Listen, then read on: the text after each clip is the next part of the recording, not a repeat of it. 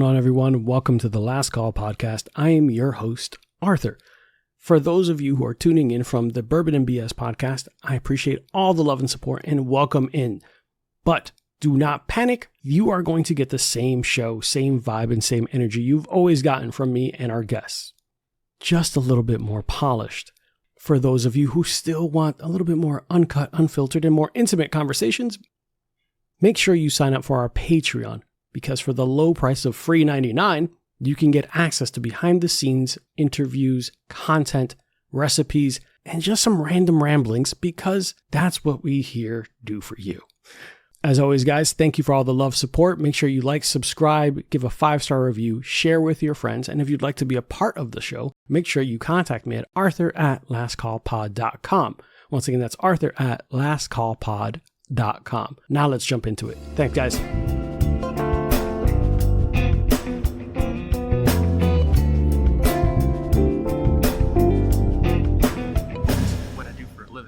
True. I'm used to censoring myself. Oh, 100%. Hey guys, welcome into the show. Welcome into the Last Call podcast. I am here, your host, Arthur G. Or is this Arthur? Just call me G. Whatever you want. Either way, I'm here today with actually, this is the first time we physically meet, even though we have been in the same building probably because of your job. I'm sure multiple times, yes. Multiple times. So today I'm here with Chris Bishop. You might know some of his work as the photographer for the Midnight Tables Cabaret.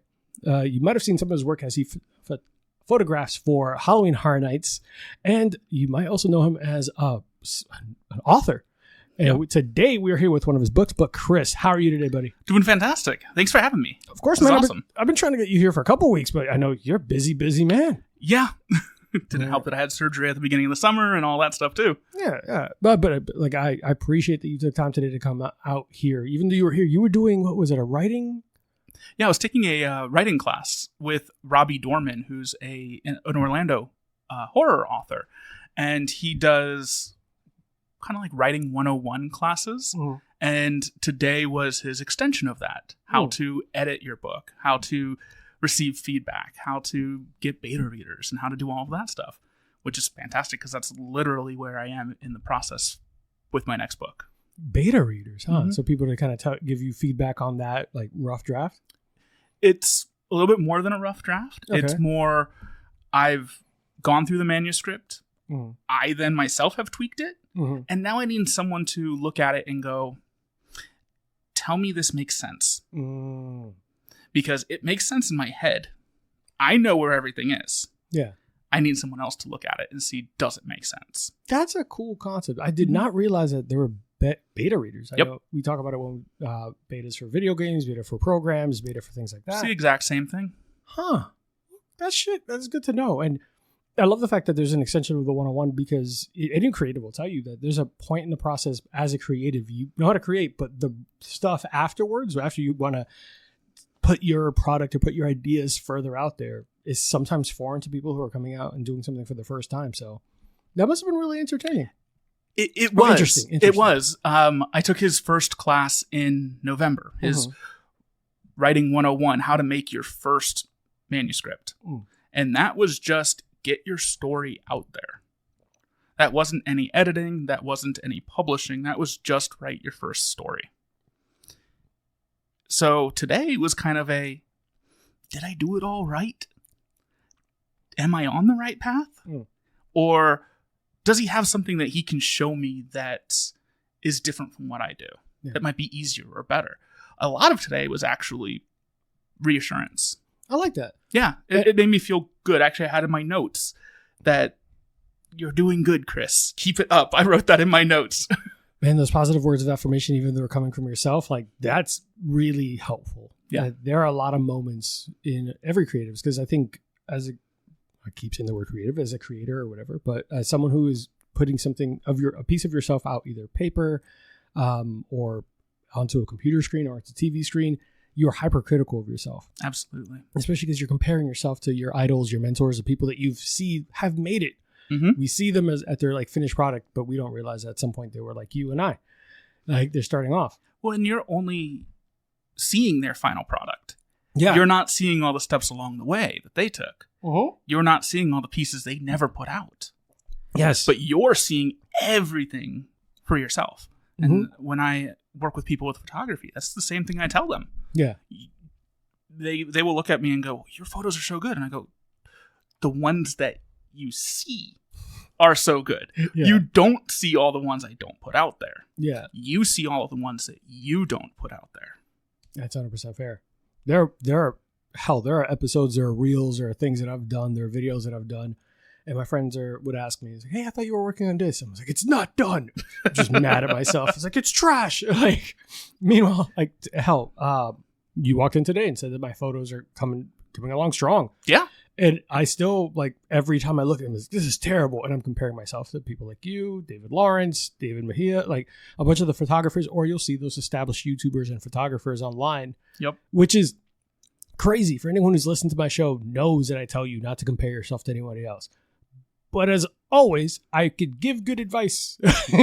Taking our own advice is sometimes the hardest thing to do. Yeah, man, because there's a point, man, you want to be there. So I'm glad that those classes exist. And where did you find out about this kind of class? Actually from Robbie himself. Oh, okay. Are you familiar with him? Like, yeah, I'm a fan of his, actually. Oh, no, like, are you guys friends? And We've become friends. That's fucking awesome. I know we'll get to it in a little while, but he's always at Spooky Empire. And I love supporting the authors at Spooky Empire. Mm-hmm. I'm always there selling my things. Mm-hmm. And it was a couple years ago, maybe 3 years ago, he was there and he looked really sad at his booth. And he had about 13, 14 books. Yeah. And he had a sign that just was like, oh, one book is 15 to 25, or all the books for whatever price it was. Mm-hmm. And I just started looking at his books and I went, okay, I want all of them. And he just looked at me like, no, seriously, which one do you want? I'm like, no, I want all of them. Mm-hmm. And ever since then, I've started reading his books, and turns out I actually had several already on my Kindle, and I didn't realize it was him and was already a fan of his. That is so fucking dope. Yeah. Like, to find out, like, that's your... Yeah, I was like, oh, you wrote this book. You wrote underneath. I love that book. And then he and I have just started, like, seeing each other at conventions. Mm-hmm. And then in November, it was the Spooky Empire that got canceled and then rescheduled for the end of the month. I was going to go to that one, and I couldn't because of the reschedule. Exactly. And we were talking, and I was just saying, I wish I could do what you do. I can never finish a novel. I've tried writing multiple times, and I can never finish. And he goes, well, in 2 weeks, I'm doing a class on how to finish your first novel. If you want to come, you can. Mm-hmm. And I was like, okay, send me the information. He did, and I showed up, and I mean, it's in front of you. Obviously, you guys can't see here because unless you sign up for the voyeurism stuff. I have a copy of The Scare Zone right in front of me by Chris Bishop, and it's signed. So eat it, losers. Be jealous. But that's such a fucking awesome thing. You made a friend from a peer, well, someone that now is a peer. Yep. But at the time was someone you looked up to. You liked his books. You liked what he was doing. And he that quickly turned into a finished product. And now you're going to work on your second one, but we're not going to jump the shark yet. Nope. That's awesome, man. And it's in Orlando. That one was in the Orlando Library? Yes, this one was in the Orlando Library. Yeah. Is that downtown? Yep. Oh, I love that place. I do too. Yeah, it's so beautiful. It'd been a while since I'd been in there, so it looked a little different.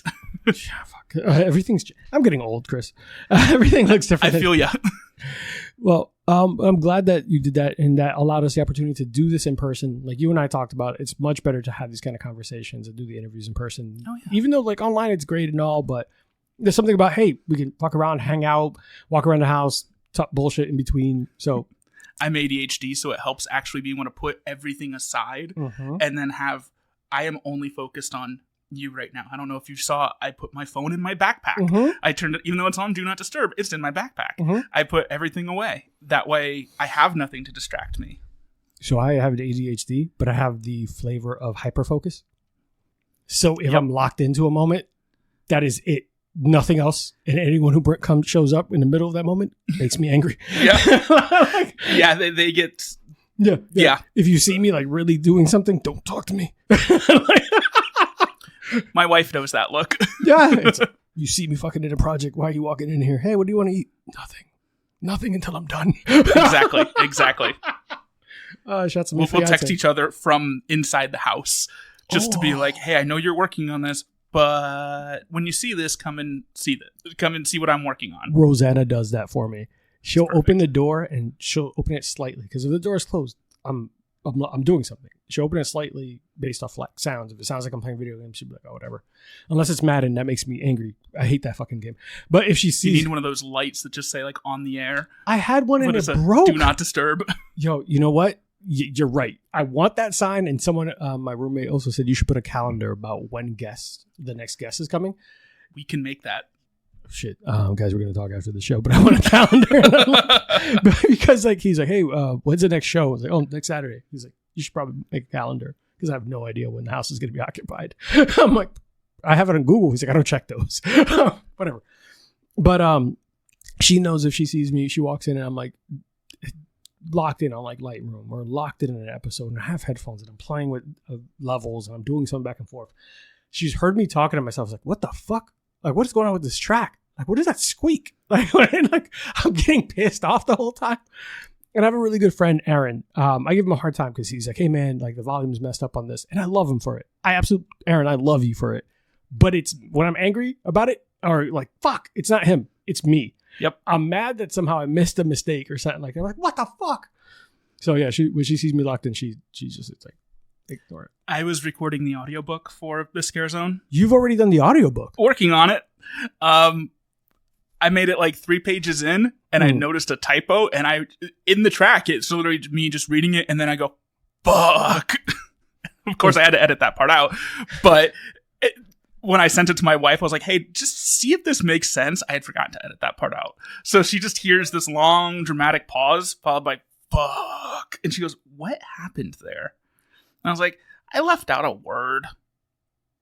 That word is still missing in the physical copies.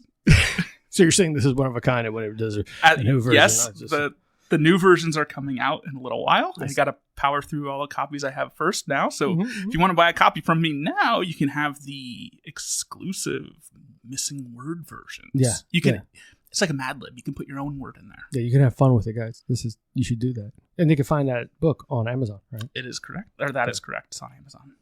So we're definitely going to be plugging that. So guys, make sure that you support him. We got all the way sidetracked, but hello, welcome to ADHD with Chris. Hey guys, welcome today. We have no idea where the fuck we're going with this, but this is gonna be great. No, I'm joking. Chris, so one, shouts to Aurora for connecting us because I know that during the time so I've always admired your photography and the work there. And as the Sugar Mama has been trying to, that's Aurora, that's what I call her, the Sugar Mama, has been trying to make me expand my brand. She's like, we need to take pictures. We need to do stuff like that. We need to help you build a website. We need to, I need to do a fucking pitch deck. And I'm like, all the pictures I have look like trash. She's like, we could work on that. I have like 3 photographers. Just tell me when. And I ignored it. And then when I started doing the stuff for the show and I'm taking photos, she said, talk to Chris because he'll help you with some advice. I'm like, but I don't want to bother him. She's like, he's super nice. And Chris has been nothing but fucking pleasant. I sent him a photo. I was like, I don't know what the fuck I'm doing here. And he made it look like a masterpiece. And he's like, this is what I did. And it showed, who is this guy? So I really was looking forward to getting you in here and hearing more about not only your creative journey, but like what inspired you to get into this. So how did you end up in the world of photography to begin with? All right. So that I could go back to when I was a little kid wanting to take photos and, my parents never letting me play with the camera because it would run out of film.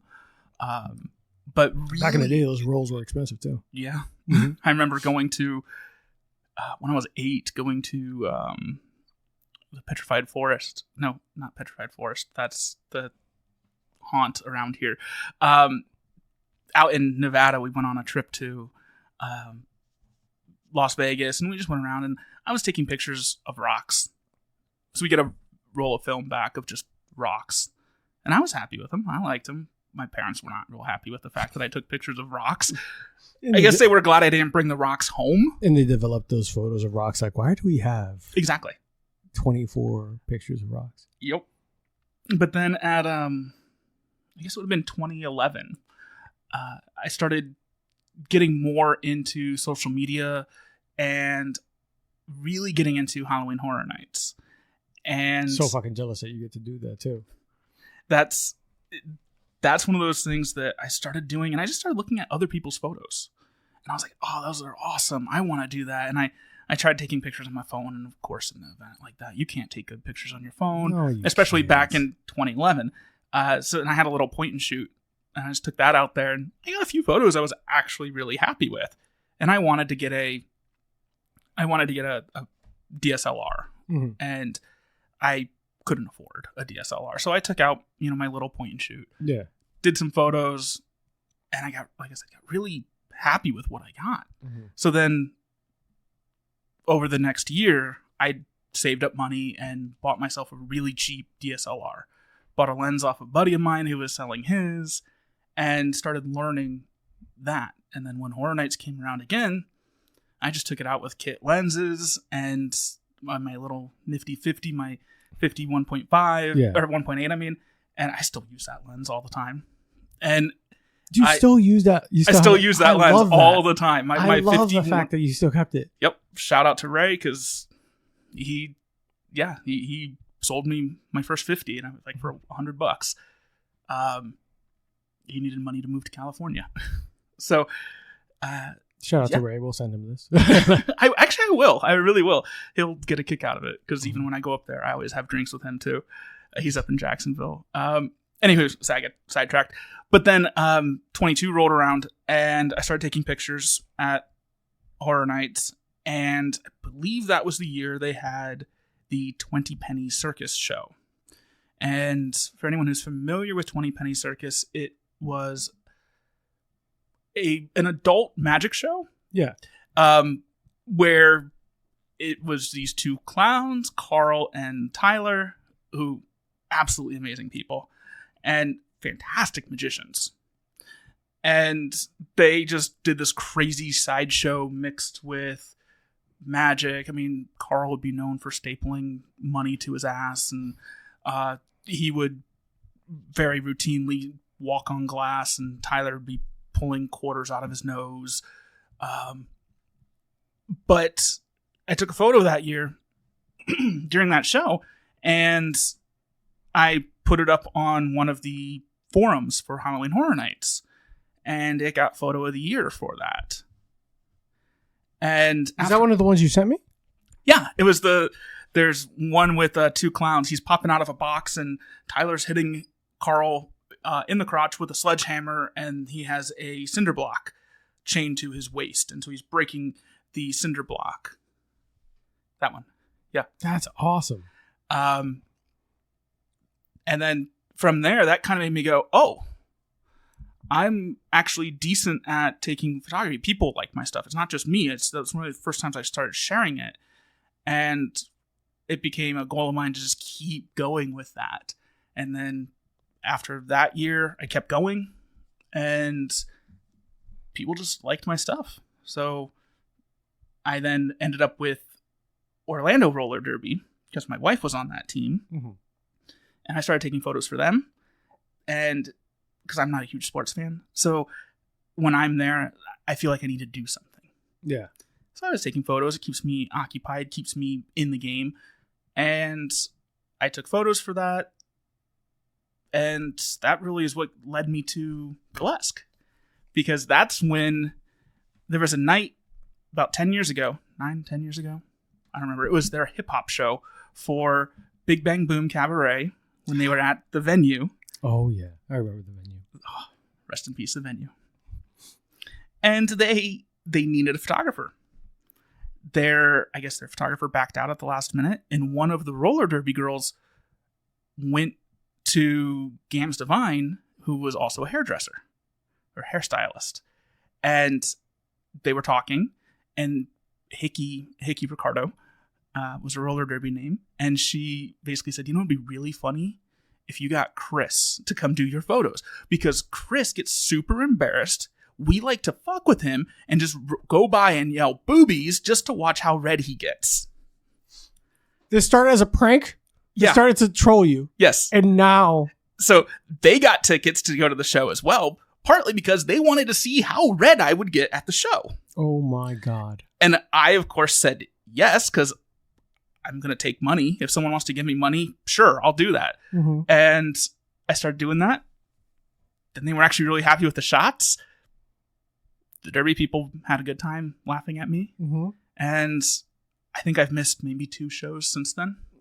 That's hilarious. And that's it. So, I mean, even now to this day, I shoot with Big Bang Boom Cabaret. I shoot for Midnight Fables with Aurora. I shoot with Foxy's Den. When they do the Burlesque Conservatory, I shoot their shows. And then I'll do some one-offs here and there with a couple other troupes as well. That is awesome. So yeah, very long, kind of drawn-out story. But no, there's a lot of steps to get there. We wanted your origin story, man. It doesn't matter how long it took, but like I do think it's comical that it started by trying to troll you a little bit. Oh yeah, absolutely. And they're like, hold up, we fucked around and found out and did something here. We might have gotten something here. We did this to mess with him, and he's thriving. He's doing well. So hell yeah. Yeah. That's awesome. And now, do you, like with Halloween Horror Nights, do they post your stuff too, or is it just like, hey, you take it and you post it online and they share? Or? In the past, okay. Yeah, first sure. of all, I do not work for Universal. No, I know you. I will make that clear. I do not work for Universal Studios. I am not one of the marketing people. No. But there's something like satisfying when the company itself. Yes, and they do. They will repost or they will share my stuff. It's not been as much lately because they're relying much more on their own internal teams. Yeah. A couple years ago when they were really going off of the fan shots and really using their marketing based off of fan shots. Yeah. Mine were up there pretty frequently. Nice. It was mine. It was Matt's. Cheryl, who's Nurse Blue.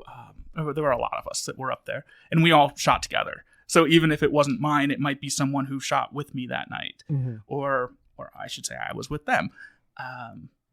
Yeah, it's just always been kind of a fun thing. It's a nice, really safe place, which is very weird to consider people running around with chainsaws and quotation marks. Yeah, as a safe place. But it's really been a fantastic community, and that's been something that ever since the beginning I wanted to give back to.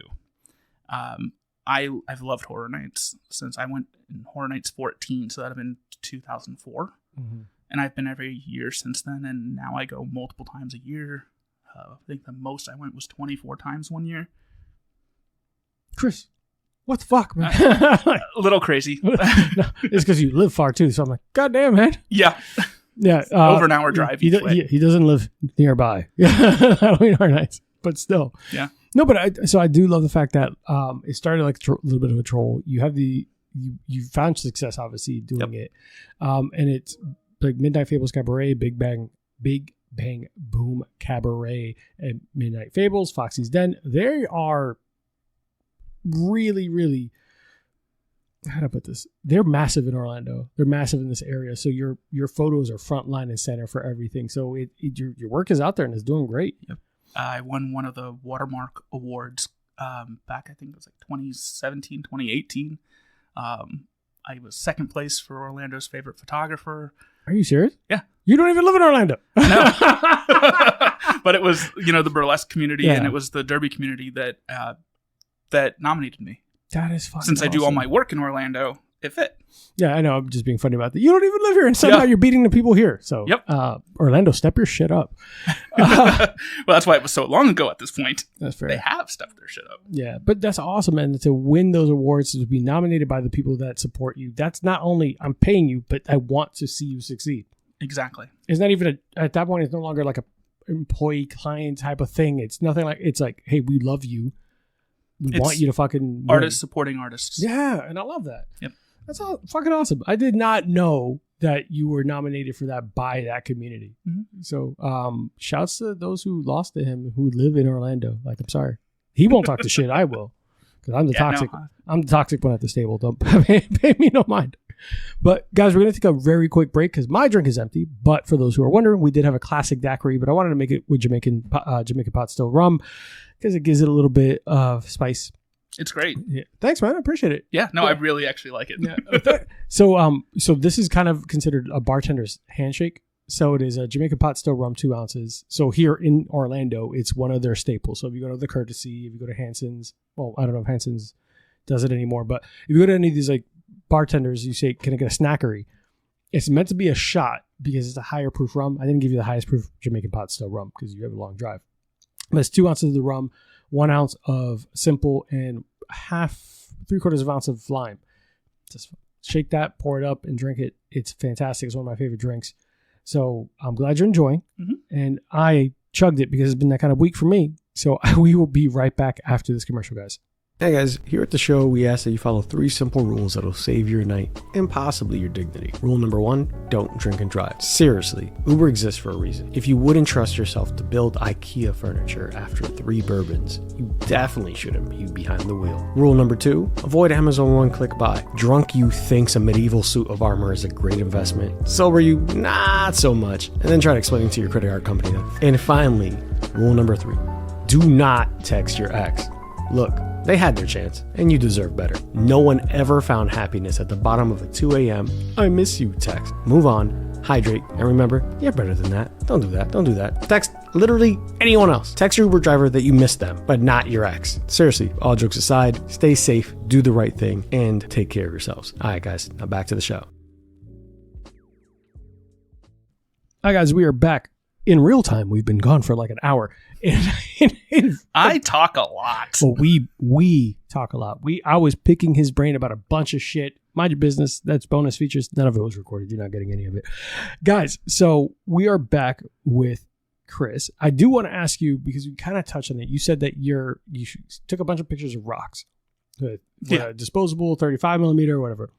What was the first camera you got that was a professional? You said DSLR, but you didn't say the brand. Oh, it was a Nikon D3100. Oh, okay, so cool. It was like the lowest entry that they had at the time. It was the cheapest one that I could afford. Do you still have it? Yeah, of course. That's my backup to my backup. That's your but still, there has to be some kind of like sentimental connection to it too, right? I still have the kit lenses and everything, you know. The nifty 50 that has on it? It didn't even come with that. It had the 85 to 55, and then I think it had a 55 to 200. What? Yeah, but they were absolute garbage lenses. Yeah, I was about to say, couldn't have been a great lens. They were not. They were garbage. That's why Ray was like, yeah, I'll sell you my 50. You need a prime. Yeah, bro. I had a conversation with people about like, the 70 to 200 people, because there's a group. You know, I use a 70 to 200 a lot. You have a 72 to 200? I don't have one yet. I have a 70 to 200 2.8. Oh my God. I've been looking at one of my fiance's like, we got bills, right? I was like, listen. For those who don't know, there are weights sitting in the corner of this room. You don't need those weights if you have a 70 to 200 because you're carrying the weight with you. That's very fair. I work from home, so I have to stay physically active. And in between calls, I will be like shoulder shrugs and bicep curls and all that. So apparently, I could just use a 70 to 200 lens and keep in shape. I follow a photographer who's like Josh Chang or something like that, and he talks about Sony made a new 50 to 150 like 7 months ago or something like that, give or take. It was pretty recent, and he said this is significantly heavier than my 70 to 200. He's like, he kept picking it up during the video, but he's like, I'm not picking that thing up anymore. It's too fucking heavy. Yeah, I have back problems from my camera. Bro, these lenses, you'll see people who are at home and watching ESPN or people at like the NFL or anyone with those big lenses that are white with rings on it. That's what we're referring to. Mm-hmm. That's like space. 7200 is basically the entry level of that. Yep. Those photographers you see on the actual like field might have a 200 to 500 usually, or something wild like that. So you see these beautiful images are coming off of a lens that weighs about like half a person. That's why they have monopods attached to the lens, not to the camera, but to the lens. Yeah, because the lens and the monopod are holding up the camera at that point. The camera's 95% less like weight than the rest of it. Enough of that, because I know you guys are like, what the fuck are they talking about? I promise you, it makes a lot of sense. So a Nikon entry level was your first. Do you end up still shooting a Nikon? Yes. I'm using a Z9 now, which is one of their top of the line, but actually like mirrorless lenses as well, or mirrorless cameras. Nice. Awesome, man. And what was the first, outside of the rocks, what was the first picture? Was it the Halloween Horror Nights, the one with the with the cinder block. Yeah. That was and actually, like I sent you, for those at home, I also did, now today is July 26th. I just posted this morning a little carousel of Horror Nights photos. In there's one of Lady Luck from Horror Nights 21 where there's all this fog and she's standing on a stage or on a stairwell. That was done on just a little point and shoot.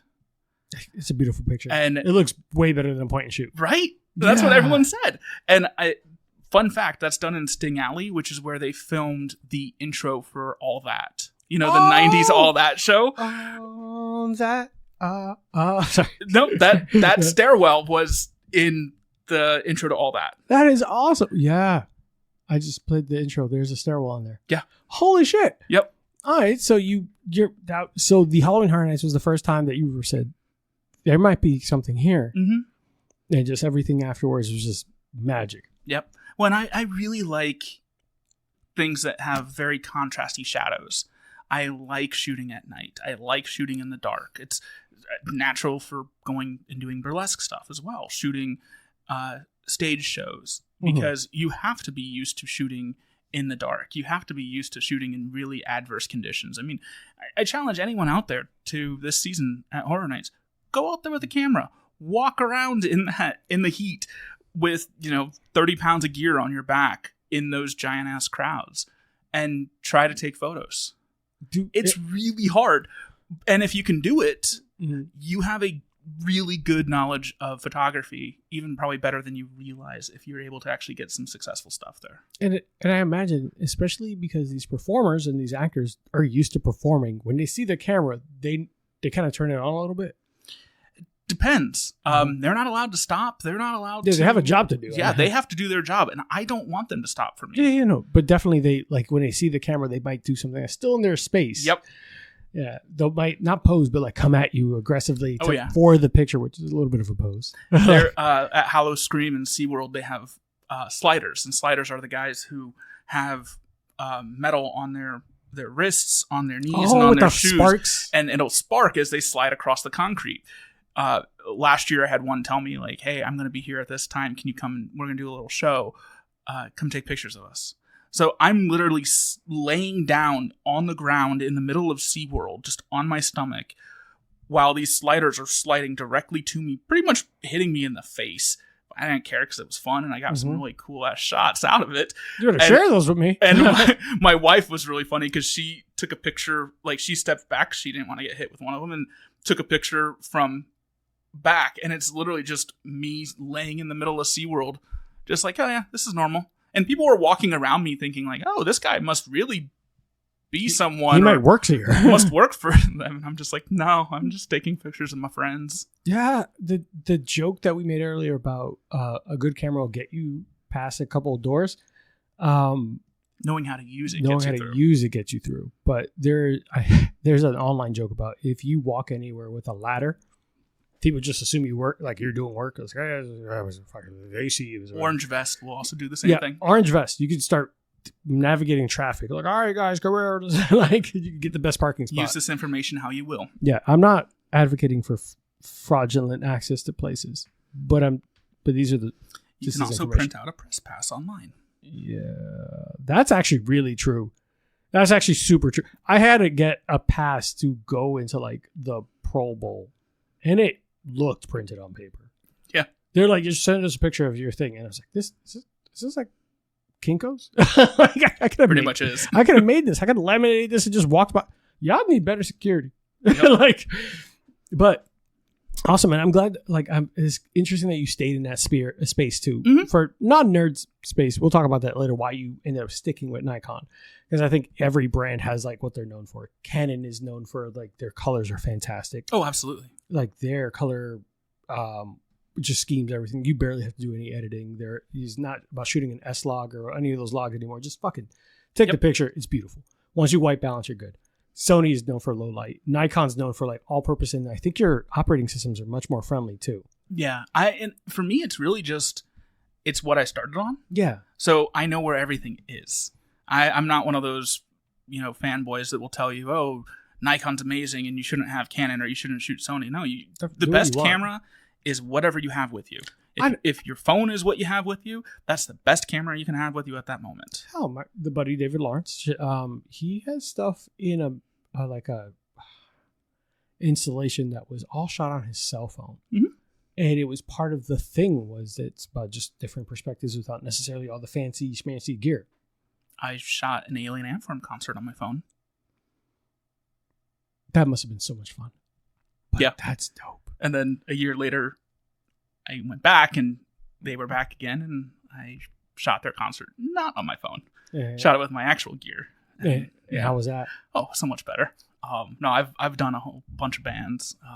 Mm-hmm. I miss doing concert photography. I haven't done it since COVID. Yeah. That kind of changed things. Yeah, I think the dynamic is really weird, especially so after COVID. Obviously, COVID we always talk about like it's changed the way we do everything, but COVID did really impact a lot. Mm-hmm. And even after there's like, I would call them like aftershocks for Mm-hmm. it. So I know a couple of years ago, they had the Travis Scott incident where people just didn't know how to act in crowds and people were going crazy and they weren't prepared for having this kind of people and this kind of things and these shows and finally a big show and people ended up losing their lives and doing all this stuff like, but in, you know, rest in peace. And that was a fucking insane thing, but just how we interact with each other, even in concerts now has had to be changed so much because you have a lot of people who just don't know how to fucking be around people. And it's, yep. I know it sounds weird. No, yeah, the fact that all I can say is, yep. Yeah, I'm sitting here shaking my head. Yeah. It was like 3 years of really limited access to human beings. And then when you start like work from home, all that stuff happened. And when you finally get around people who just don't know how to fucking be humans.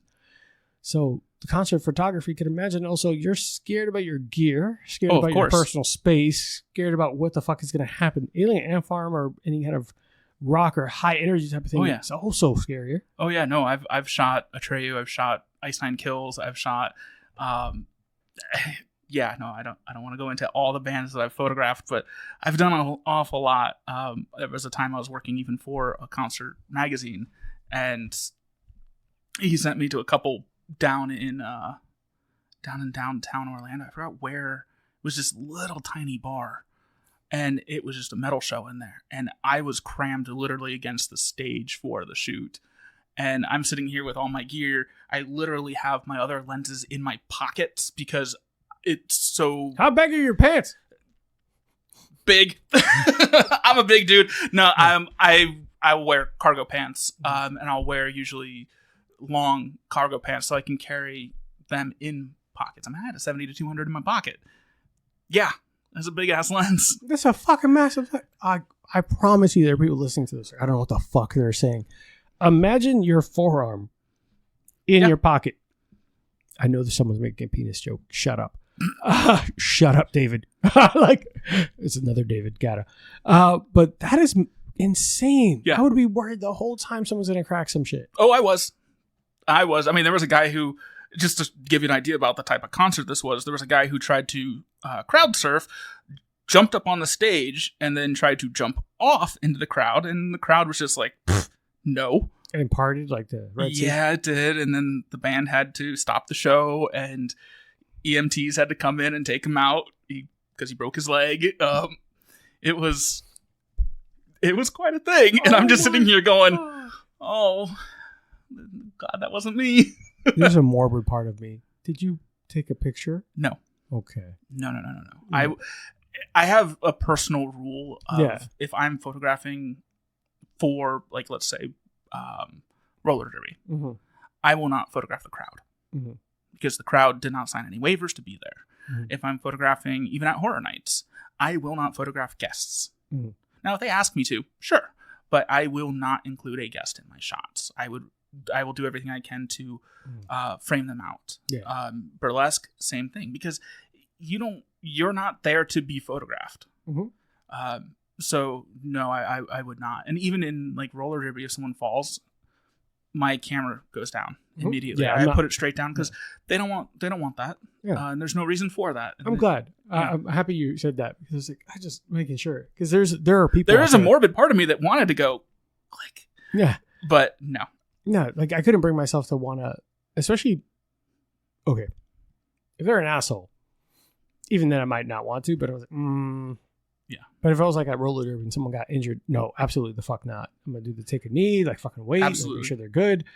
But if it like the person's been a piece of shit the whole time, I was like, I don't wanna. And I have, like, at roller derby, there's been plenty of times they've asked me, like, hey, did you get a shot of when that happened to see, like, how did they fall? Mm-hmm. And there's absolutely times I've had shots of people that have fallen, and that's the fall. They've broken something. Mm-hmm. And it's always, like, I'll send it to you, but I'm not including it in the album. Yeah, that's not part of the.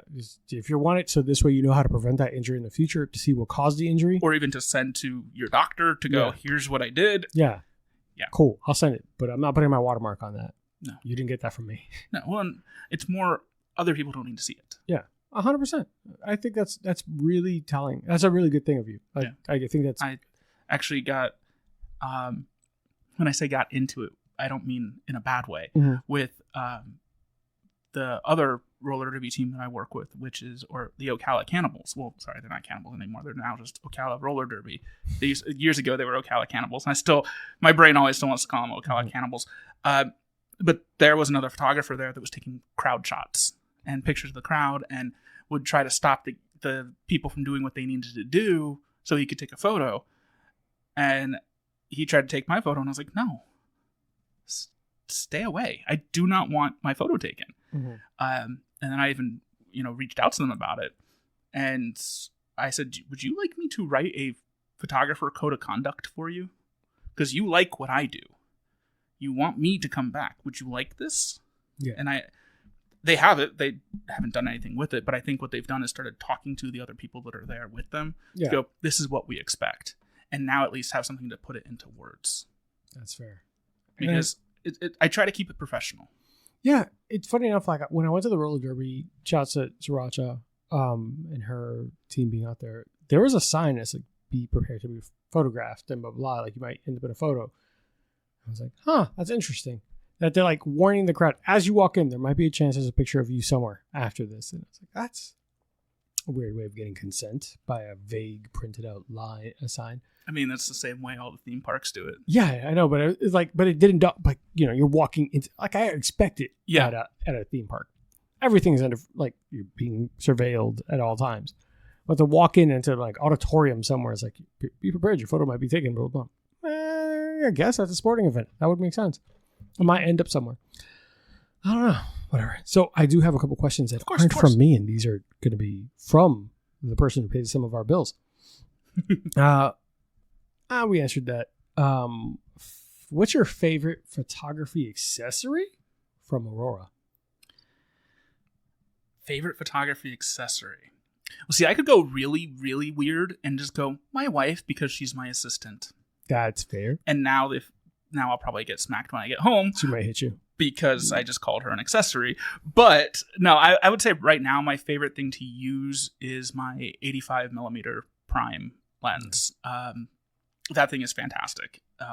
If we're going things that are not the traditional, the actual thing, I really love the Black Rapid camera straps because those are crossbody. Oh, okay. Instead of around your neck, so it just sits a little bit better. Okay. You can stay out there a little longer with something. I mean, I'll walk around Hollow Scream with just my Black Rapid camera strap on my camera, and then usually what I'll do is I'll clip from Peak Designs. They make belt clips, and then I'll take the clip and attach it to my 70-200. Okay. And literally strap my 70-200 to my belt, and then that way I can get around their no bag policy and carry my 70-200 on my belt, have an 85 on my body, and then I can have two lenses at the park. That is actually hilarious. That's actually a really smart way of doing it. Shout out to Black Hat Matt for that idea. Yeah, I gotta steal some of these ideas from both of you. That was one question from Aurora. We'll get more later on. But on the same topic, is Aurora as mean to you as she is to me? Aurora pays me. Shit, she pays me too.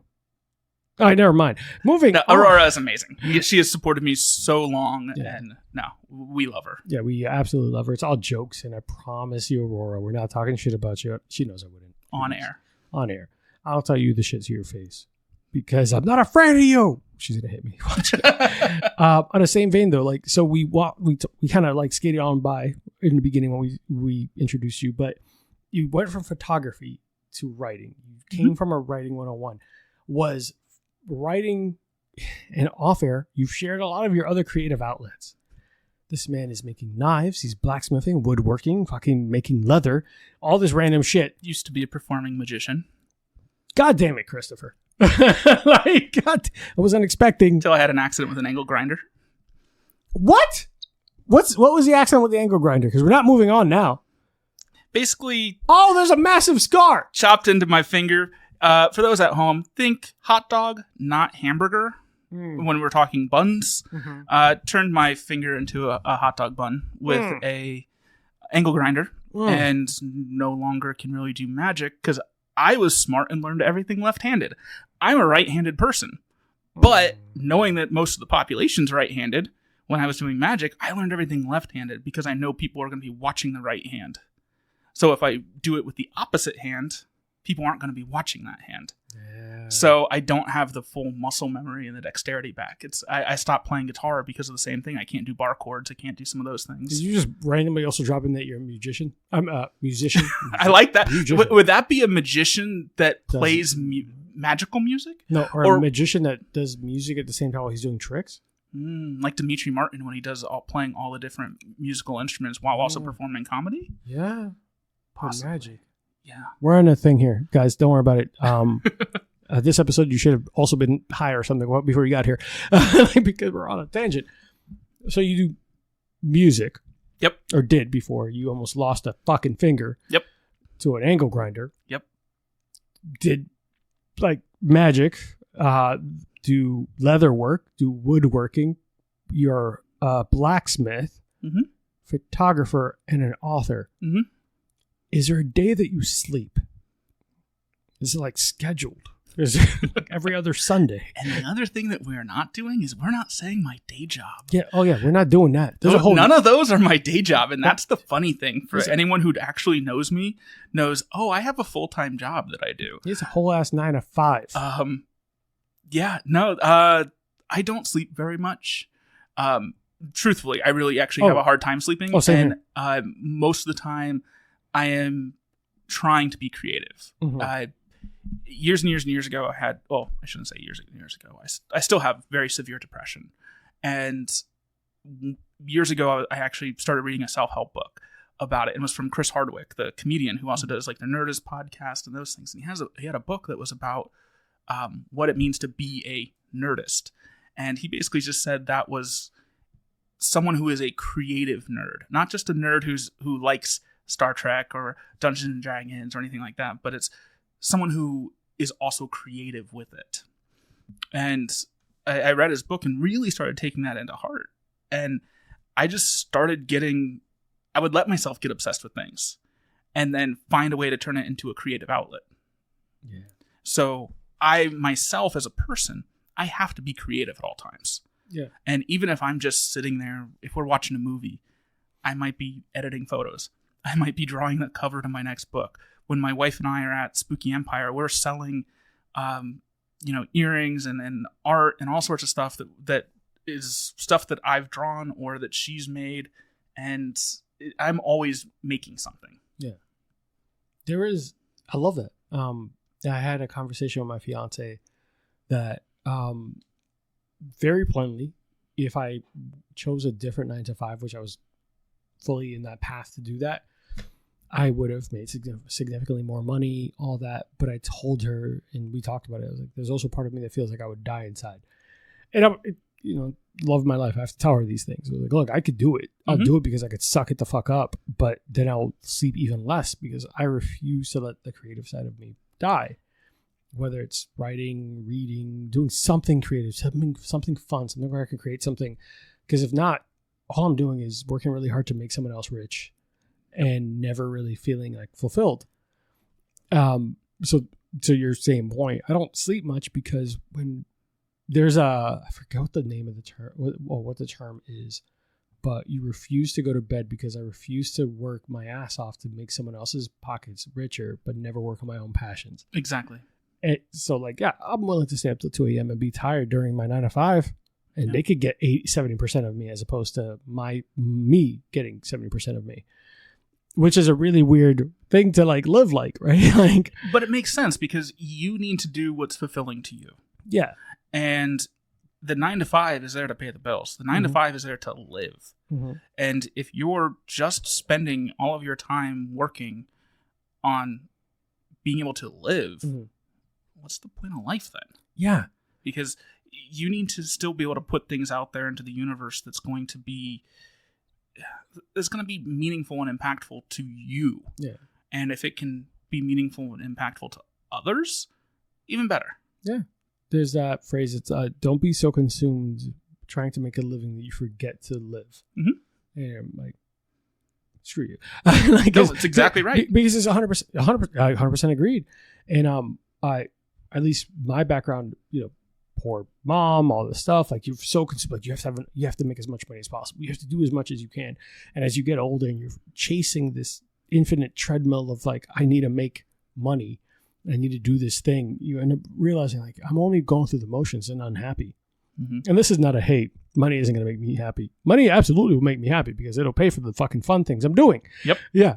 No one here is saying, I'm not fighting that money can't buy happiness. Yes, it can, because it could buy me a fucking Sony FX6, or it could pay for me to go travel with my fiance. Exactly. Yes. Not saying any of those things before someone's like, oh, this is not that kind of podcast. I'm very aware that money will pay for the happiness. Yep. And what I'm saying is that part of me will never be satisfied unless I do the creative sides. Exactly. Unless I get to do the creative, fun creations and do the I will randomly bake, even the cocktail things we do. It's like, yeah, I get to create something and have fun with it. It's like, oh, I get to experiment with this and cloves and blah, blah, blah, and this random simple syrup that I should not be making because I'm not a bartender. And then it ends up turning out great. Whatever. Enough of that. You learn from your failures too. Yeah. So anything that doesn't work, you learn actually more from than what does work. 1,000,000%. But it led you into writing. Was writing something you were pursuing from the beginning or fell into it? I have always been a good storyteller. Okay. I have always enjoyed telling stories and being a person to just find the fun in something. I've for years and years even just said kind of my philosophy on life is live whatever way gives you a good story later on. This is why I called my buddy up during a hurricane years ago when I was in high school, and I was like, I'm bored. You want to teach me how to surf? He goes, there's a hurricane out there. I was like, you want to teach me to surf? Did he teach you to surf? I did. Yeah. I went and learned to surf in a hurricane, and yeah, it was really stupid, but that's what you do when you're in high school. Chris. but it's live the way that gives you a good story. Like, I had a motorcycle license. I drove a Kawasaki Ninja for years. I don't anymore because I'm older now and it hurts to do things like that. But I've always been a decent storyteller, and I always have weird kind of stories going on in my head. And years ago, when I was in therapy, I was talking about the nightmares I chronically have. We're talking 4 or 5 nights a week having nightmares. That's why I don't sleep a lot. And my therapist was like, you should write these down.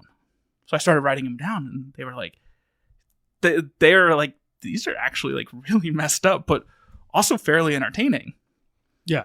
The scare zone actually did stem from a nightmare. I was about to say that. I'm like, that probably would have been a great starting point for that. Absolutely it is.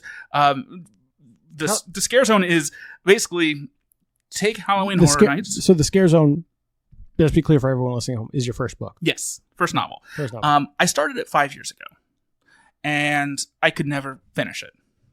Until you took that class. Yeah.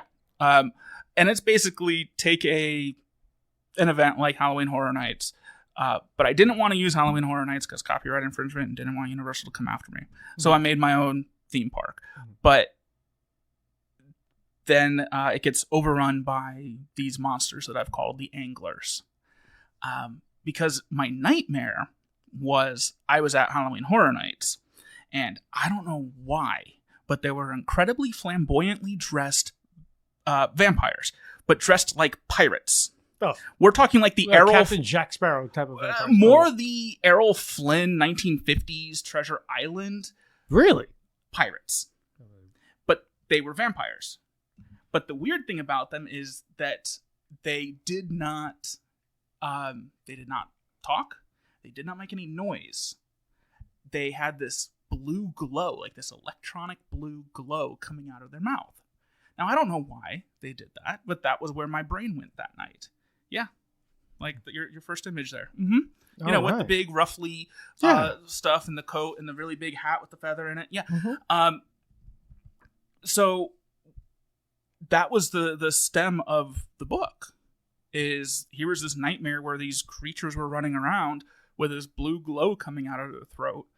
And I didn't know why, but I started going, that might be kind of fun to try to figure out a story. So I came up with this idea that they're more based off the anglerfish. Because, they're the little fish that has the big, the little glowing light thing that's, don't go towards the light. Yeah, 95% of the people who are listening right now only know that fish because of Finding Nemo. Yes. Well, and then it was really funny because right when that book came out was maybe 3 weeks after the internet blew up with the little black anglerfish that just came up to die. It went to the light and came to die, and everyone was like, oh, they're way smaller than I thought. Yeah, they're tiny. But it was really good promo material for me because I was going, hey, here's this fish. Here's my story. Read my book. That's awesome. But yeah, no, it turned into something from a nightmare. And even the next book that's getting ready to come out, that started as a nightmare. What's the name of that new one for everyone at home? Bloodstains on the Bayou Stage. That, I think, is a dope. If you haven't seen the cover, because I know you shared the cover online. I did share the cover just on Thursday. Yeah. I just finished it up. Yeah. So it gives very much New Orleans, downtown, Bourbon Street vibes with this, like we talked about it online, we talked about over text, like this cosmic horror vibe. Mm-hmm. And I love the look of it. So what do you want to talk to us about? Oh, yeah, I don't mind. Yeah, go ahead. It is basically my love of folklore. I've always been fascinated with this idea that all these cultures have oddly similar folklore. Mm-hmm. And how is it all connected? Because somehow it should be connected. Mm-hmm. Why do all these cultures have a Bigfoot folklore? Mm-hmm. You've got a Yeti, you've got Abominable Snowman. You have Sasquatch, you have in Florida Swamp Cabbage Man. What's that? The Swamp Ape? Yep. Mm-hmm. But they all have this very similar folklore. So my idea was that they somehow have some commonality to it. So Bloodstains is actually the beginning of a series in which I have an investigator who is going around and investigating these different events that are happening across the world that the locals are attributing to whatever it is in their area. Whether it is, for this one, they're attributing it to the Axeman returning. The serial killer. Yeah. Who also taunted the newspaper by saying, hey, if you're playing jazz, I will not kill you. So the town literally in the 20s became alive with This is a music. Real story too. Yeah, that's a for anyone story. listening home, I've read about it. Yeah, I was like, and nobody died that night. Yeah. One of kind of the theories is that was kind of his night that he escaped. Mm-hmm. People were so focused on like, we got to be playing jazz and be busy, and like, all right, let's be in the streets, because he's actively looking for a place not playing jazz, and he used it as a like red herring, like lead you somewhere deflection else. To get out. Yeah. But it toys with voodoo and hoodoo and the differences between the two of those, but it also brings in a cosmic horror element, and that's the route I'm going for. The tie between all of these different folklores across the world is that they have this sort of cosmic horror element. I don't mind telling people the next book that I'm going with is my detective is going out to Arizona. Yeah. And he is going to be investigating the Red Ghost. Now, I will tell you off air what the Red Ghost is. Yeah. But anyone on it, or anyone here, just go look it up. It's a really weird story. Mm-hmm. But he's going to investigate that. And of course, it's not going to actually be the Red Ghost, because the Red Ghost was real. Oh, we'll talk off air. The Red Ghost is real, or was real, and has a really weird story behind it. Another day, we can always talk about that too on air if you want. Oh, I can come back when it's getting ready to release. But that book is already planned out. as soon as Bloodstains comes out, I am going ahead and starting to write that, because that is going to be the sequel to Bloodstains. I have the first 6 or 7 books in the works in this series. That's actually 6 or 7? Yeah. Because it's meant to be like a Monster of the Week style. No, I love where that. It's because different. You're playing on the folklores that already exist and all that. And there's so many options, right? Yep. So you can tell a story from every region, everything like that. That's exactly what I'm doing. Yeah, that's fucking brilliant. And it gives you like an infinite amount, because there's so much more folklore than we even touch about on a regular basis. Yeah, people know about the Mothman and the like Chupacabra and all those regular ones, but there are things that people don't know about at all. Yep. And it was funny because I was telling this to a friend of mine, and she was like, "Have you ever seen Supernatural?" I'm like, "No." She goes, "You've never seen Supernatural?" I was like, "No, I've never seen it." She goes, "You need to watch it. This sounds an awful lot like it." And I started watching it over the summer, and we got maybe done with the first season. I looked at my wife and I just went, "Fuck," because it felt like this is too close to what I've been doing. So actually, when I was editing, I had to change some things in it just to divert it enough from Supernatural. But it does follow like that early Monster of the Week vibe, and that's what I want to do, because those books are fun, or those shows are fun, and that's to be fair. There's not a single super 100% original, never been done idea in the world. No. So even the fact that you're talking about folklore, that's from something. So don't worry too much about. Does it sound like Dean and Sam? Dean and Sam. I forget. My friend John is listening to this right now, shouting at me because he's a massive Supernatural fan. Sammy and Dean and all of them, Castiel and all that. But yeah, so I want to read more of that I want to read it when it comes out. And if you ever get like into like La Llorona and all that stuff, and whatever I could do to be a part of that, you tell me. I'll tell you off air, because book 5 or 6 is going down to Mexico. Oh, that would be so fucking nice. And I'll just say it's going to be a double header. Okay, I'm about it. I like it. I love the idea. All right.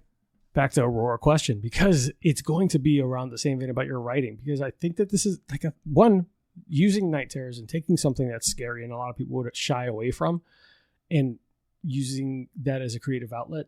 Now it kind of takes the power back from it. That's exactly it. Yeah. My brain created that. Yeah. So why not take something and make it into something that is not as scary to me? Yeah, and does that help a little bit with the dreams? A little bit, because now I go, "Oh, that was terrifying." And write it down. Let me write it down, because I can turn that into a book. That's so fucking dope. So when Aurora was going to ask what drew you to start writing, we touched on that. So she got ahead of this. Look at us. And did anyone inspire your characters? The latest book that is coming out is inspired by one of your dear friends. So I'll start with Scare Zone. If you are a fan of Halloween Horror Nights, there's a lot of very familiar faces in Scare Zone. Okay. My main character is literally based off of a good friend of mine in the parks. And she's a good friend of mine who comes over to game nights. We went to her wedding. If you follow me on social media, at Spooky Empire, she was even there, and I got to have her hold up a picture or hold up the book with her. I thought that was pretty cool. And with the next book, I mentioned with photography, 20 Penny Circus. The clown in the middle, Carl Skeens, is no longer with us.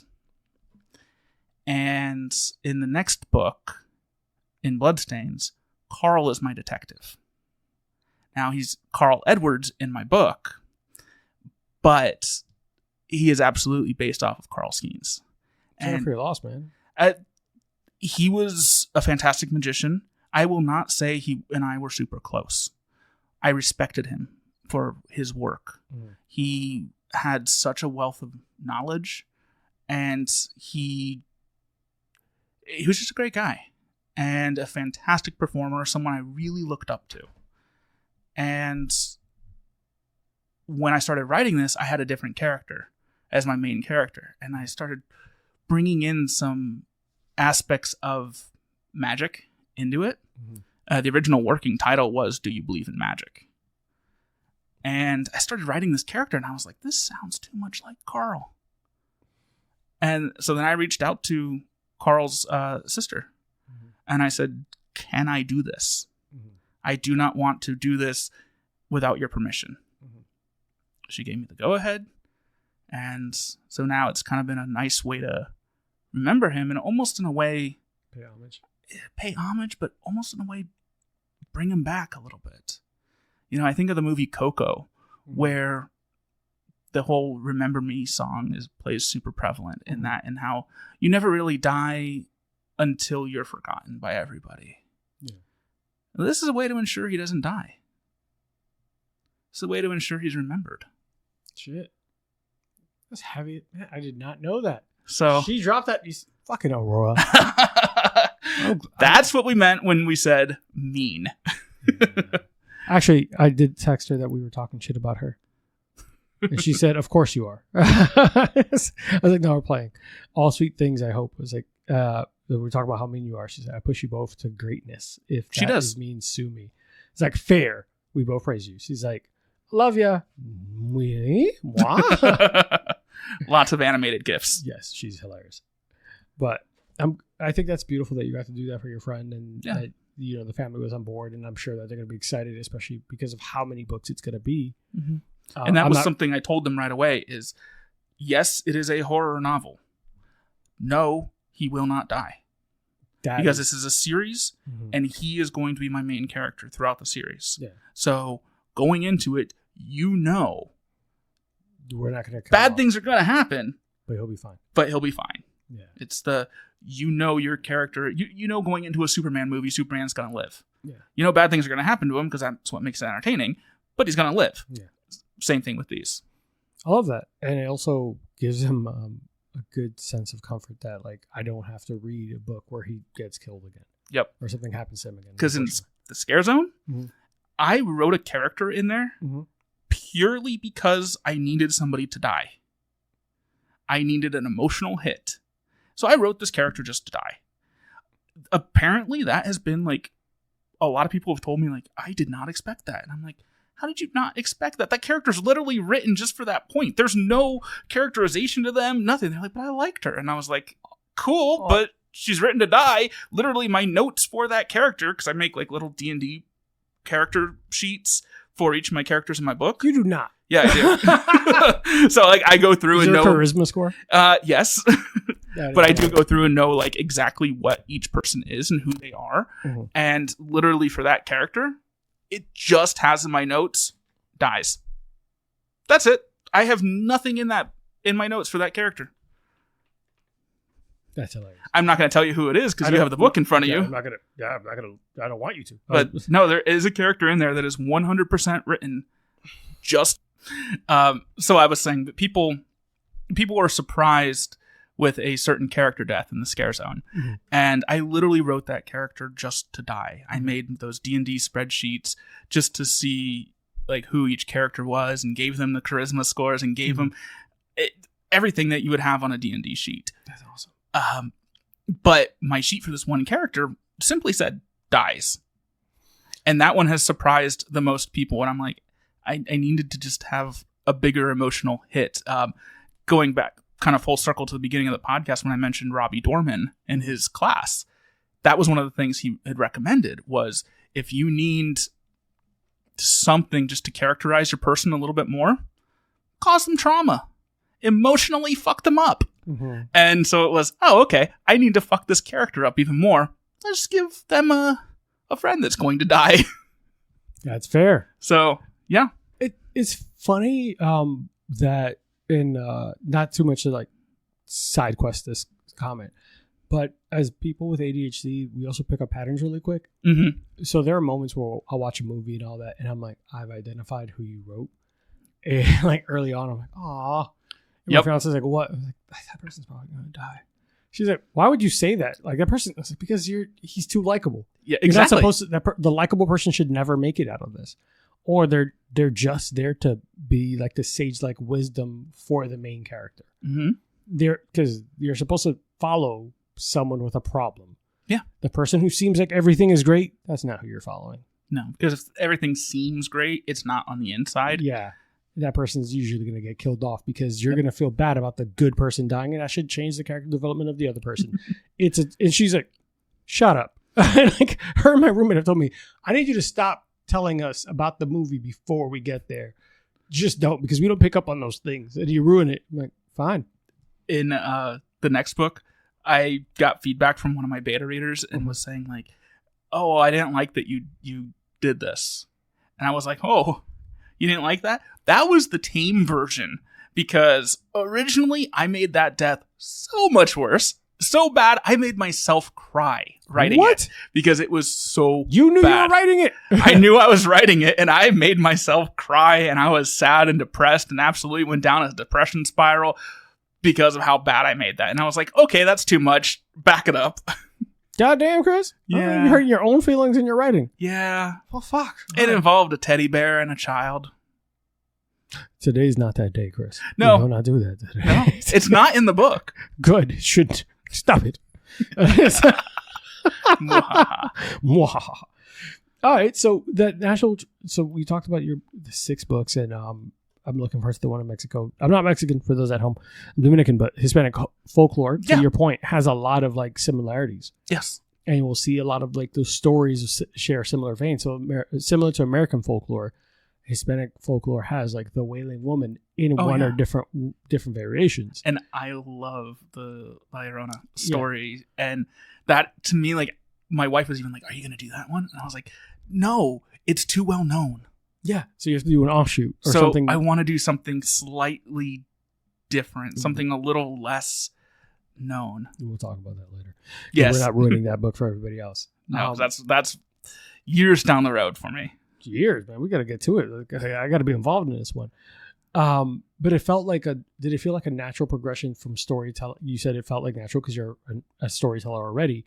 As a creative with photography, you're telling a story. Did that feel like that one and the same could obviously Scare Zone got no, absolutely. It's even when I'm taking photos, I'm telling a story. Mm-hmm. My photos are kind of known for that. Yeah, that's on me. There's I don't like doing portraiture. Yeah. I don't like doing studio stuff because it's too... when I say basic, I do not mean it's a basic art. There is an art to it. Oh, 100%. I just don't see the story there as much. That's why I love shooting events and photographing events, because I like to photograph things that are happening at that moment. Mm-hmm. And then people can kind of feel the motion in that. Or if I'm photographing a stage show, they can figure out where that person is at that time or remember that piece of that act. And it brings that story back to them. Mm-hmm. Whereas other types of photography, you don't get that nearly as much. Like if you're photographing a rock, you're not going to get that. Yeah. But you will get that with event photography, or I absolutely adore doing long exposure photography. Or the moving lights and everything. Moving lights or getting like the Milky Way. That's always kind of like my I saw that recent image you posted too. Yep. That's my favorite thing to try to 7A200? No, that was with a 24-70. Oh, look at you. Yeah. Fucking show off. 24-70, 2.8. Yeah. Goddamn. All right. Well, fuck around.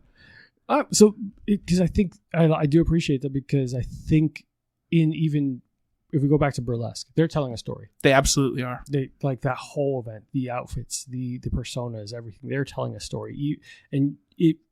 Shouts to Midnight Tables Cabaret, obviously a sponsor. Obviously, I want you to go there. Obviously, I want you to spend your money there and tip well, because these ladies are killing it, bro. Like, they're doing shit I would never go up there and do. Mm-mm. But they are, like, even if you talk about when they did the Mask of the Red Death, that was such a good show. Yeah, fantastic. Obviously, they won a Fringe, and they did the show at the Plaza live. They're telling a story without words. Yeah, they might have a little bit of a narrator, but what they're doing on the stage is fucking awesome. And being able to capture that in like photography moments, in those like snapshots of that moment, and it's being able to build a context in that, is a form of storytelling in itself. It is, and we were talking off air that I deliver, depending on the show, between 3 to 5, sometimes up to 600 shots per show. Yeah. And I don't know what is going on in the performer's head. So there might be aspects to their story that they're telling that I may not see. So if I'm only going to deliver 6 photos per act, they may not get the pieces they really wanted. So if I'm giving an act 30 or 40 photos, they're going to be able to maybe share that story through photos. They could make a post of 5-6 photos and share the story of their act that way, which is why I do as much as I do.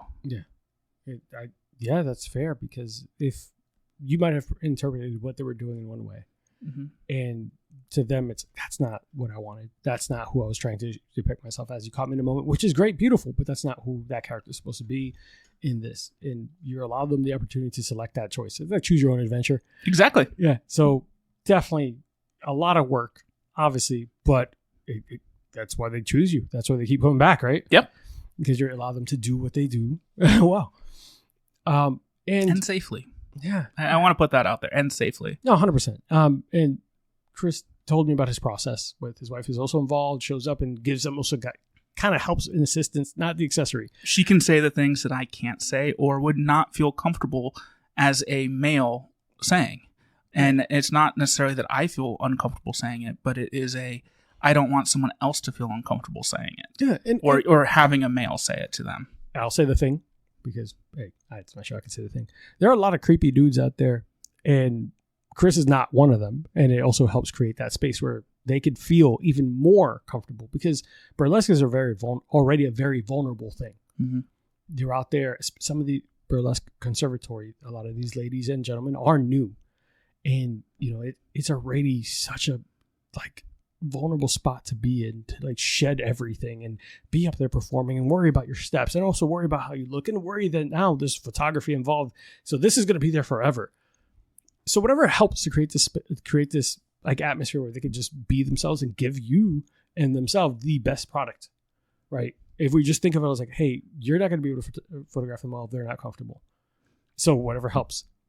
And it's also a good time for you and your wife to spend together too. It is. That's the best part too. There's way worse ways to make money on a Friday or a Saturday night. Yeah. But you mentioned the conservatory, and that ends up being one of my favorite shows that they do. I don't even know if I've told Aurora this, but that ends up being one of my favorite times because usually 2 or 3 weeks before the show, or I should say shows, because they at this point are doing 2 back to back. Yeah. 2 or 3 weeks before that, I get to go into one of their classes and I do headshots with them. And usually I have another photographer there with me who will do full body shots. In the past, I've done both. Recently, we've been splitting it up, but it's been nice to at least have a consistent face to be, I'm the person who's going to do your photos. I will be the one who's at the show. Let me tell you how I work through this and give them kind of that safety net of familiarity. And you build that relationship. They get more comfortable. They know it's a familiar face. It's all that. Yeah. Yep. And I love that. Recently, I'd say since October, I've been sitting almost dead center, front row, almost dead center. I used to stay off to the side a little bit, change some gear. So now I've been staying in the front, and that way, at least it's also giving them that, somebody that I know is in the front row, even if we met for 5 minutes and I did photos for you, but you felt comfortable enough. At least I certainly hope you felt comfortable enough with me. Yeah. That I'm the one who's also going to do your show photography. I'm going to be the one doing the promo stuff for you. It's hopefully enough to make people feel comfortable. Yeah, man. And it's such a vulnerable and intimate art that being comfortable is tough. But if they can have that little bit of comfort, I'm happy to be that person. I'm sure they're happy to have you. It's been years of doing it now too. So they know Aurora likes working with you. I'm sure that everyone there likes working with you.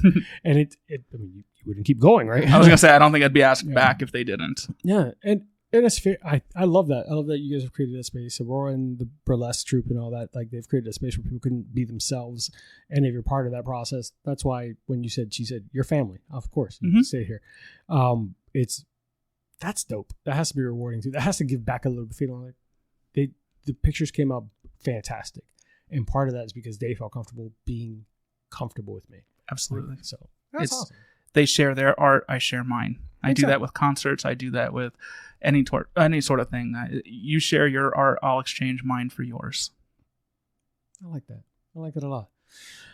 So, as we start to close out a little bit, are there any other projects or anything you got coming up? I got a couple more questions. Yeah, we've pretty much mentioned everything that I've been working on. Because the book. It's the books, the photography. I mean, we're gearing up for horror nights, so I'm going to be out there a lot, 3-4 nights a week. I might fuck around and join you one night, just so I can practice some shit. You should. Bring your camera. You got the gear to do it. Don't I ever? Unfortunately, guys, my bank account hurts. Photographers have gas. Get all the shit. Yeah, bro. There's every other day you could buy something and say, hey, but did you get this SD card reader? It's much faster. So this and this and this. Oh, you got that? Cool. But you should get a backup card because you don't ever know. It's like, okay, so I need 2 of these cards that are $200 each. Yep. Cool. And I need a specific reader because it's like an Express A something. What the fuck are you talking about? Yep. I can't just read this on my normal camera thing. Nope. Need a different reader. Why? Aren't they the same shape? It doesn't count. Do it differently. Yep. I hate you. I hate all of you. Enough of that. We can go real in the weeds on photography stuff. Yeah. What's one piece of advice you would give anyone who's coming into photography and not from your style? Because you would describe your style as more storytelling and not necessarily portraiture. This is a piece of advice that works for anything, not just photography. This works for whatever type of creative endeavor you want. Just do the damn thing. Just do it. Practice. Know that you're going to fail. Know that it's not going to work. And just do it. Get out there and practice. Because the more you practice, the more you do it, the better you'll be. Learn from those around you. If you're going to be that type of person, I definitely am that way, where I'll look up videos online of how to do things. Pick and choose a couple people you like at the beginning. Don't just Google how to do XYZ. Find a creator that you like. If it's photography, find a creator you like and copy their work. Go out there. If you see them doing something cool, go to try and do that. Figure it out. Learn how to do it. Or contact them and ask, how do they do it? And they'll tell you. A good amount of them will. If they won't tell you, then that tells you more about them as a person than as an artist. Yeah. And I know that in some of these creatives also like, hey, if you want to sign up for my seminars and stuff like that, but a lot of them are very receptive to like, hey, I'll answer a question or two. Yeah. And if their side hustle or part of their business is that they sell teaching you how to do this, it's almost always at an insanely reasonable price. It's like, hey, like for $30, I send you everything of my gear, the actual f-stops, all the steps, everything I do, what I would recommend, what I think is an essential, what I think is a fucking blow. You don't need that. Don't fucking need any of that. And you'll be part of a forum where you could ask all these questions directly to me and I'll answer them. Yep. For $30 for like probably 15 years of knowledge and experience. Yeah. It's a very fair and reasonable price. Oh yeah. And I very regularly, when I'm at the parks, I'll post like, hey, I'm here night, 15 for the year. But there's been so many times where I've just had other photographers come up to me and be like, hey, how did you get that photo? I'm like, all right, here, come on. Let's go over to that zone. I'll show you exactly where I stood. I'll show you my camera settings and I'll help you get it. Yeah. Or I'll help you get as close to it as you can. Or, hey, you want to just go do a photo walk and just go walk around and take photos. I've done that so many times for so many different people. I love doing that because I do. Shit, you kind of did that with me. Yeah. For like 2 of my images. At my heart, I want people to succeed at what they do. Yeah. I want to help people do what they do and feel that success in achieving something new. Because if we don't do that and we keep our knowledge to ourselves, then what are we doing? There's no point to it. And, kind of going back to the magician side, I'm the type of person that will tell you how I do a trick. I have no problem telling you how I do a trick because you know what? If I want the art to continue, someone has to share it. Yeah. So I have no problem sharing my knowledge with other people. Not a gatekeeper. No. And gatekeeping feels very much like an archaic way of doing things. Like, because back in the day, there wasn't enough of a consumer for your product. So you had to be the only show in town, right? Now there's so many different avenues for people to use the same skill sets or similar skill sets, at least at its base. And no matter what, there's always someone better than you. Yeah. Yeah. Get over yourself. There's always someone better. Yeah. There's always people that are worse. Yeah. And there's always someone, there's almost always someone better that doesn't realize they are better. Mm-hmm. Like they're meaner to themselves. Like, nah, I'm trash. It's like, I love your shit more than the motherfucker making $1,500 an hour. Yep. I'm like, okay. Just put yourself out there Yeah. and do the damn thing. Fair. I like that piece of advice. And it's, you guys didn't get to see it, but I was like, oh, God damn it. Because he's right. Because as a creative, it's the most frustrating thing to know that what's holding you back from success is starting. Mm-hmm. Like, just fucking go suck at something for some time. Fail. I just keep the mantra in my head that fail literally just means first attempt in learning. I'll write that down somewhere. First attempt in learning. I think it's awesome because it is the truest thing I can tell you. Like, I even the show took me a while to get off the ground because I didn't want to put out bad product. Mm-hmm. I was like, I don't want to do something bad. I don't want to do something poor. And to this day, I'm still making mistakes and I'm still learning. And every week I try to get better. And most people aren't going to notice those mistakes. Yeah. And here's the fucked up thing is I want my friends to notice them because I want them to notice them before it gets to someone who's not a friend. It's proving to you who's listening to you, who's paying attention to you. Yes. Because even in my book, I've noticed mistakes. And then when someone else notices a mistake, I'm like, cool. You just proved to me you read my book. I would so much rather that because you just proved to me that way. And also, if there's mistakes in there, I know there's mistakes in there. There's typos in there, whatever. I'm human. Humans make mistakes. 100%. If it was all AI written, it would probably be terrible. Well, yeah, it'd be terrible. There may not be as many mistakes, but it is not written by a human. Humans are fallible. Yeah. In that vein, shouts to Vaughn, shouts to Kim, shouts to Aaron. Aaron and Kim give me advice on a weekly, like, hey, I noticed this. Hey, I really like this. Hey, I didn't enjoy this. And Aaron, as hypercritical as he is, I appreciate it. And I will be the first to say this on air. He's going to get a shout out. I am the first to say that there are moments I'm like, fucking goddamn, and I'm not pissed at him. I'm pissed at myself for letting similar mistakes happen. But I love the fact that he listens. And he's like, hey, I'm just rooting for you. I'm not trying to give you a hard time. I was like, I don't think you're trying to give me a hard time. Sometimes you can be rude, but like sometimes you can be a dick. Maybe fucking relax. but still, like, I love the fact that you're listening. So shout out to him, Kim every week, Yvonne every week. There are episodes, and she's gonna punch me in the shoulder when she hears this. There are episodes I know my fiance hasn't listened to, and because I know she's super busy, but I know she doesn't listen because she's busy and does all this other stuff. But there are moments that I'm like, I wish one day you'd be like, hey, I noticed this inconsistency in something. I was like, thank you. Thank you for calling me out because I fucked that up. But you know what? You've put yourself out there. Mm-hmm. You've put something out there that potentially can outlive you. Mm-hmm. And I eat terribly. That's... I'm not speaking because I see me. I know my belt size. But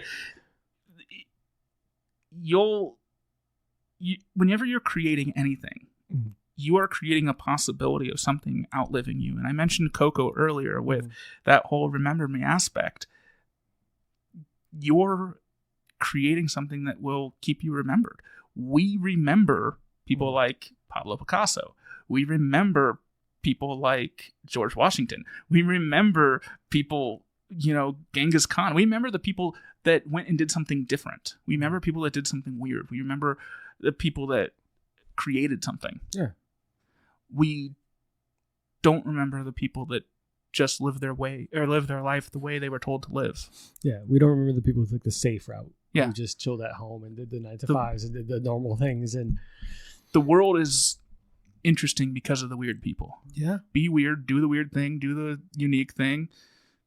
Just do the damn thing. And I'm stealing Robbie Dorman's thing. Just do the damn thing. Shouts to Robbie Dorman. We're going to send you this episode and a lot of shout outs. So definitely appreciate you. All right. Well, Chris, where can everyone find you and where can everyone support you? I know on Amazon we can find The Scare Zone. Yep. The Scare Zone. I do have a website, chrisbishopbooks.com. Mm-hmm. Wow. I even flubbed my own website. I like this sometimes. But I'm on, social media, every platform, Chris Bishop Photography, Chris Bishop Photos, Chris Bishop Books. You want to see my knife and leather making stuff, is Chris Bishop Woodworking. Which, by the way, I would have bought a knife from you to bring today if I knew you made knives. I don't even need a knife. There's always a there's always a reason to come back. Yes, perfect. Good call. Yeah, but there's so many different ways you can find me. Awesome.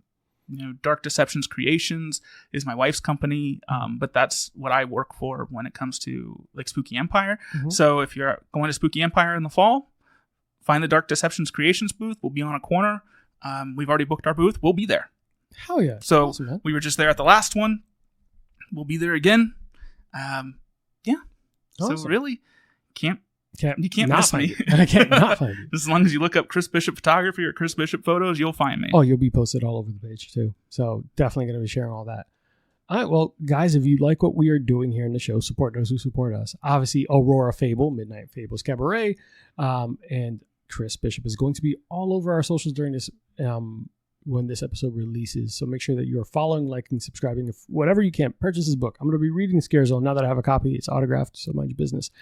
And if you want an autographed copy, find me on social media, and I'll send you an autographed copy. There we fucking go. And if, like I said, be safe, drink responsibly, don't do anything crazy, take care of yourselves, and do the damn thing, do the creative thing, and take the risk, man. What the fuck's the worst that's going to happen? You tried. That's the absolute worst that'll happen. You tried. Mm-hmm. All right, guys, take care and be safe. See you next week. Hey, guys, today's episode is brought to you by Burn, Termite, and Pest Control. I first met Joe Byrne on Full Frontal Nerdy Show and decided to give his company a try. They have been the best pest service I've ever had. From flexible scheduling, attention to detail, fair pricing, and everything you love about a small business, I highly recommend Joe Byrne and Burn, Termite, and Pest Control. It's a family-owned and operated business with over 30 years of experience in termite and pest. You can reach Burn, Termite, and Pest Control at 321-297-7985. Once again, 321-297-7985. And let them know Bourbon and Bullshit sent you. Thanks, guys. See you next time.